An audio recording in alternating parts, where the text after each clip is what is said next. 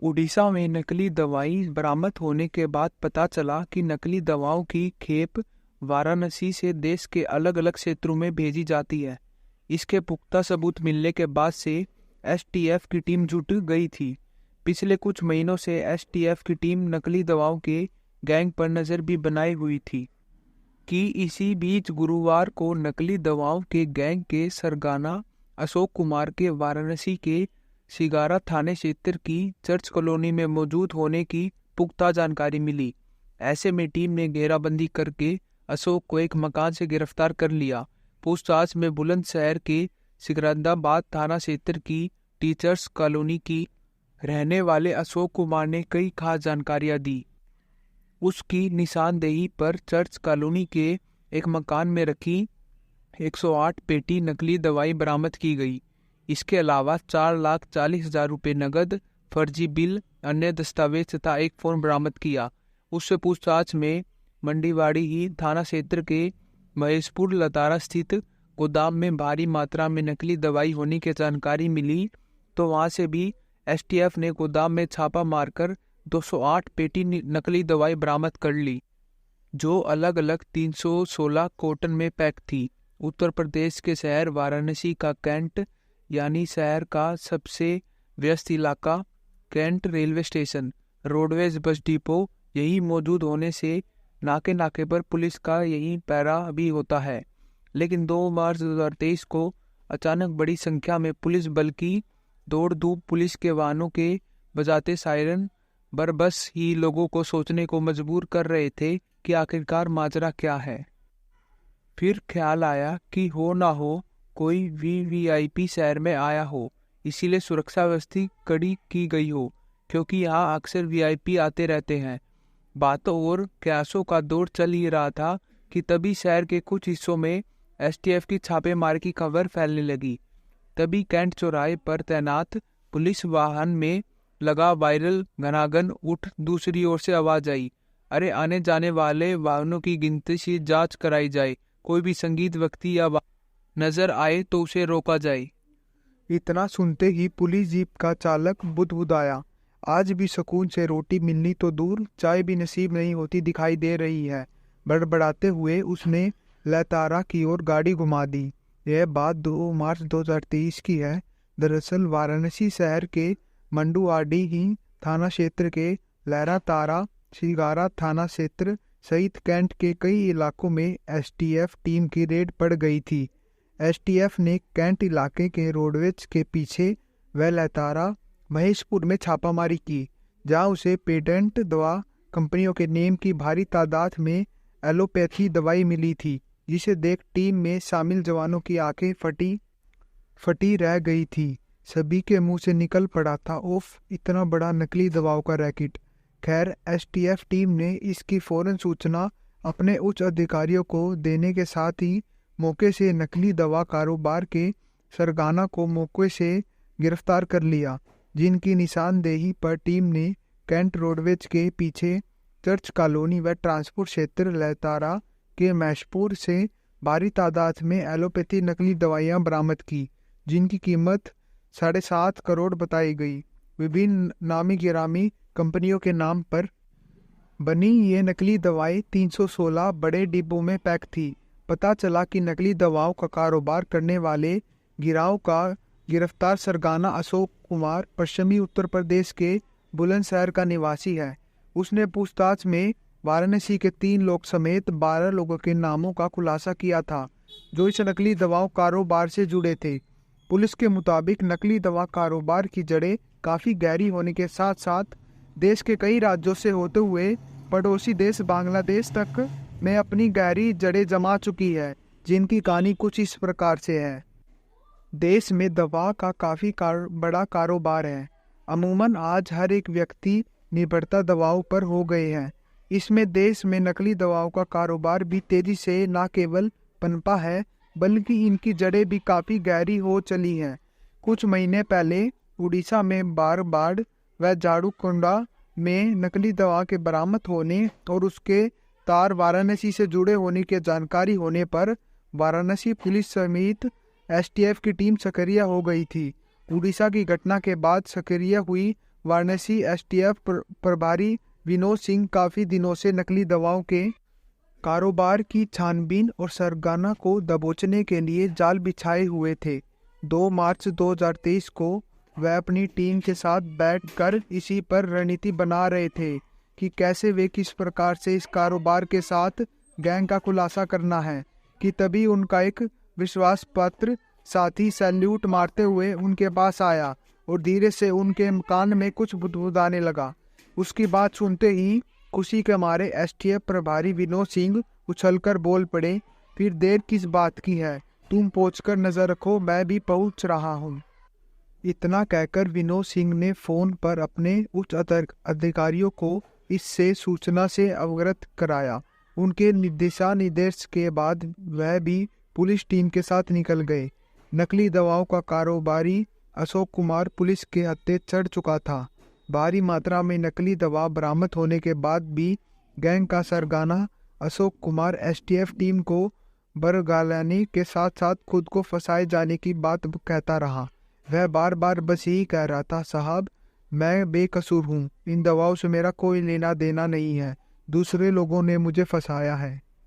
ठीक है, तो तुम ही बताओ कि किन लोगों ने तुम्हें फंसाया है। इस सवाल पर वह पूरी तरह से एसटीएफ टीम से नजरें बचाकर नीचे की ओर देखने लगा।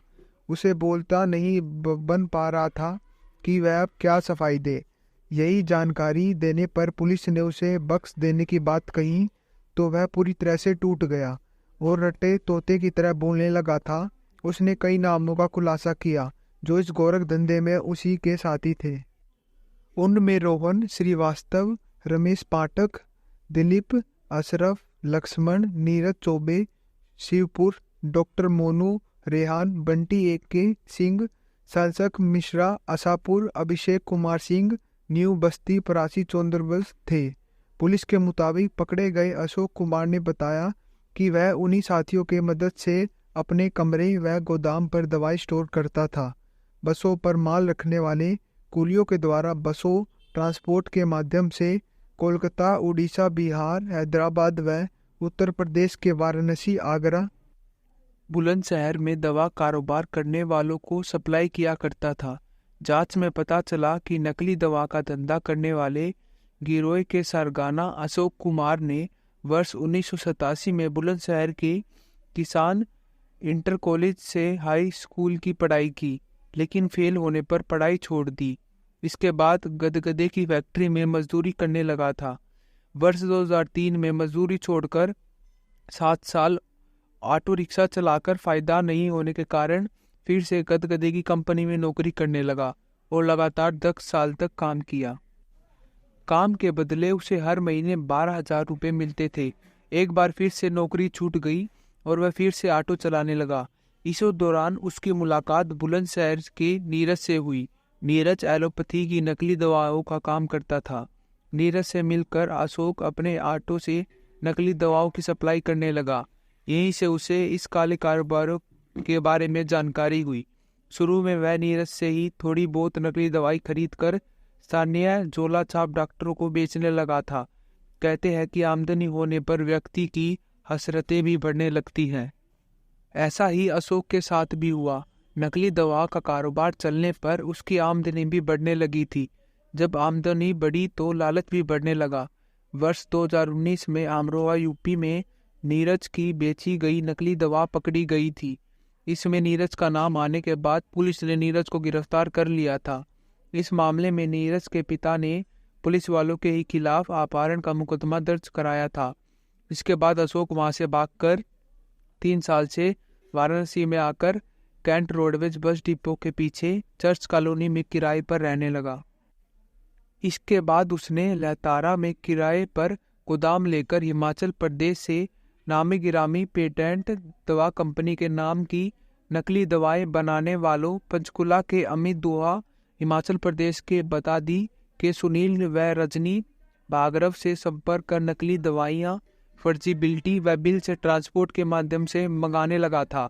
एसटीएफ टीम के मुताबिक बाहर से दवाई मंगाकर अशोक रोडवेज बसों में सामान रखने वाले कुल्कियों के माध्यम से उन्हें प्रदेश के अलग अलग जिले और अन्य राज्यों में वाराणसी में रहकर भेजा करता था। नकली दवाओं की आपूर्ति से अशोक को तगड़ा मुनाफा होने लगा था। जिस नकली दवा पर कीमत 100 रुपये दर्ज होती थी, वह उसे हिमाचल प्रदेश से 30 रुपये में मिलती थी। उसे वाराणसी तक लाने पर लगभग 10 रुपये खर्च होते थे। इन दवाओं पर 40% की बचत हो जाती थी। अशोक कुमार द्वारा नकली दवा कारोबार में शामिल होने की बात स्वीकार कर लेने और उसकी निशानदेही पर एसटीएफ प्रभारी विनोद कुमार सिंह ने ड्रग इंस्पेक्टर अमित बैसल की मौजूदगी में बरामद दवाओं को सील किया। अशोक कुमार के खिलाफ सिकारा थाने में बंदोबस्त की धारा 420, 468, 471 आदि के तहत मुकदमा दर्ज कर उसे जेल भेज दिया है। दूसरी ओर गिरफ्तार अशोक कुमार ने पूछताछ में वाराणसी के 3 लोगों समेत दूसरे 12 लोगों के नामों का खुलासा किया, जो इस नकली दवा कारोबार के धंधे के साझेदार थे। खबर मिलने पर वे सभी अंडरग्राउंड हो गए थे, जिन्हें पुलिस तलाश रही थी। उत्तर प्रदेश में महज नकली दवाओं का ही कारोबार नहीं, बल्कि फर्जी मेडिकल रिपोर्ट तैयार करने का भी काम किया जाता है। अगस्त 2023 में ऐसे ही एक मामला सामने आया था, जिसमें 2 सरकारी डॉक्टरों को फौरन गिरफ्तार भी कर लिया गया था। दरअसल जून महीने में दलित समुदाय के सदस्यों पर हमला करने के आरोप में सुरेंद्र विश्वकर्मा और अमित विश्वकर्मा के खिलाफ 2 मुकदमे दर्ज हुए थे। शिकायतकर्ताओं ने आरोप लगाया था कि हमले में उन्हें गंभीर चोट आई है। सोनभद्र जिला अस्पताल में तैनात डॉक्टरों की मेडिको लीगल रिपोर्ट के आधार पर एफआईआर दर्ज की गई थी। जांच के बाद पुलिस ने सोनभद्र के जिला अस्पताल में तैनात 2 डॉक्टरों को पैसे के बदले फर्जी मेडिकल रिपोर्ट तैयार करने के आरोप में गिरफ्तार किया। गिरफ्तार किए गए डॉक्टरों की पहचान डॉक्टर पुरिंदर शेखर सिंह और डॉक्टर दयाशंकर सिंह के रूप में की गई। दोनों की उम्र 50 वर्ष के करीब आसपास थी। उन पर 52 की धारा 420, 468 और 471 और भ्रष्टाचार निवारण अधिनियम के प्रावधानों के तहत मामला दर्ज किया गया था। सोनभद्र के सीईओ राहुल पांडे के मुताबिक, क्योंकि सोनभद्र वाराणसी भ्रष्टाचार निवारण अधिनियम अदालत के क्षेत्र अधिकारी में आता है, ऐसे में गिरफ्तार दोनों डॉक्टरों को वाराणसी की एक अदालत में पेश किया गया, जहां से उन्हें न्यायिक हिरासत में भेज दिया गया था। दोनों मामलों की जांच के दौरान सुरेंद्र और अमित ने कहा कि उन पर झूठे आरोप लगाए गए हैं। उन्होंने यह भी दावा किया कि शिकायतकर्ताओं को कोई चोट नहीं आई थी। सुरेंद्र और अमित ने दावा किया कि जिला अस्पताल के डॉक्टरों द्वारा कथित तौर पर झूठा मेडिको लीगल तैयार किया गया था। अपने दावे के समर्थन में सुरेंद्र और अमित ने कहा कि शिकायतकर्ताओं ने जिला अस्पताल से अपना मेडिकल परीक्षण कराया और बताया कि उनके शरीर पर चोट के झूठे निशान हैं। वहीं उन्होंने दूसरे अस्पताल से अपनी मेडिकल जांच कराई, जिसमें कहा गया कि उनके शरीर पर कोई चोट नहीं पाई गई है। उन्होंने दावा किया कि कथित तौर पर जिला अस्पताल के कर्मचारियों को पैसे देकर झूठी मेडिकल रिपोर्ट हासिल की गई। दोनों रिपोर्ट के आधार पर अगस्त में अज्ञात व्यक्तियों के खिलाफ मामला दर्ज किया गया था, जिसमें कहा गया था कि अस्पतालों में झूठी मेडिकल रिपोर्ट तैयार की जा रही थी, जिसकी शिकायत के बाद वाराणसी भ्रष्टाचार इकाई ने 2 डॉक्टरों को गिरफ्तार किया। देश में दवाओं का एक लंबा कारोबार है। किसी आम व्यक्ति के बस की बात नहीं है कि वह आसानी से दवाओं की पहचान कर सके। फिर भी जहाँ तक हो सके जेनरिक दवाइयाँ और चिकित्सीय के परामर्श प्रतिष्ठित मेडिकल दुकानों से ही ले। साथ ही साथ दवा का बिल भी लेना ना भूले, ताकि दवाओं के गलत और नकली होने की दशा में उसकी पहचान हो सके। मिर्जापुर मंडलीय अस्पताल के वरिष्ठ चिकित्सक DAK सिन्हा का मानना है कि प्रत्येक तीमारदार और मरीज को डॉक्टर द्वारा लिखी हुई दवाओं का ही सेवन करना चाहिए और प्रतिष्ठित दुकानों से ही दवा व रसीद के साथ लेनी चाहिए। इससे नकली दवाओं के जाल में फंसने से काफ़ी हद तक बचा जा सकता है। वह कहते हैं कि अक्सर लोग सस्ती दवा के चक्कर में बिना डॉक्टर परामर्श के ही दवाई लेने के साथ ही इसका सेवन भी करना शुरू कर देते हैं, जो स्वास्थ्य के लिए हानिकारक तो होता ही है, यह जोखिम के साथ साथ जेब पर भी भारी पड़ता है। वह कहते हैं कि देश में मेडिकल सिस्टम व्यापक पैमाने पर दिन प्रतिदिन व्यापक रूप लेता जा रहा है। ऐसे में कुछ लोग चंद पैसों के लिए जीवन रक्षक दवाओं की आड़ में नकली दवाओं का कारोबार कर लोगों की जान से खिलवाड़ करते आ रहे हैं। ऐसे लोगों पर कठोरतम कार्रवाई होनी चाहिए ताकि दोबारा कोई इस प्रकार का धंधा करने का साहस तो क्या सोचने की भी हिम्मत ना कर सके।